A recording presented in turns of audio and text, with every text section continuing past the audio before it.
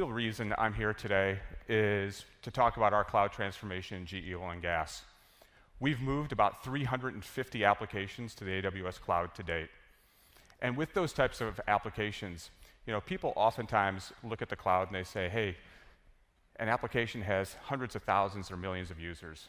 That's not what we have. We have applications that have tens of users, or maybe 100 users. And that's a very different profile. With that different profile, we have to make sure we understand what's going on with every single one of them. We have to tag, monitor, measure, and automate every one of them, and start to create patterns that allow us to make those reusable. Without that, we would never be successful. A couple of examples of applications we have in the cloud. SAP Hybris, which is our storefront on the web to be able to sell products to our customers. Get Paid, which is a great application for us because we have a lot of invoices coming in and we create a single invoice out of that. Really important in the oil and gas industry when things aren't going so well. WordPress we moved in, so our 90% cost reduction there. But a really interesting one is called Epsilon. Has 750 terabytes worth of data that we have to do analysis against. And we've moved that to AWS too. Overall, our journey is to get 500 apps into AWS, and we believe that will provide us enough apps that will really make us successful in the long run.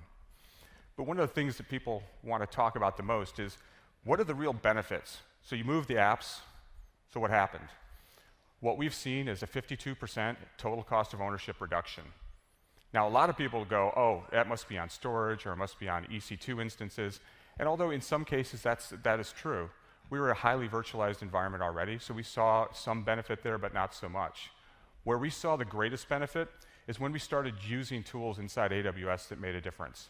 If you think about things like Aurora as an example, it's a metered database now.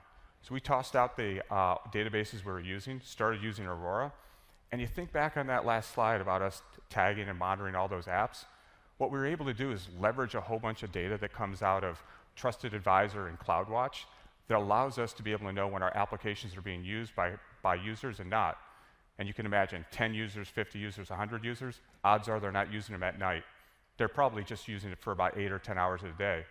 With that, we're able to shut them down and then bring them back up when it's needed with things like Elastic Beanstalk, driving down our costs and being able to make it a more resilient and durable application, a really important point.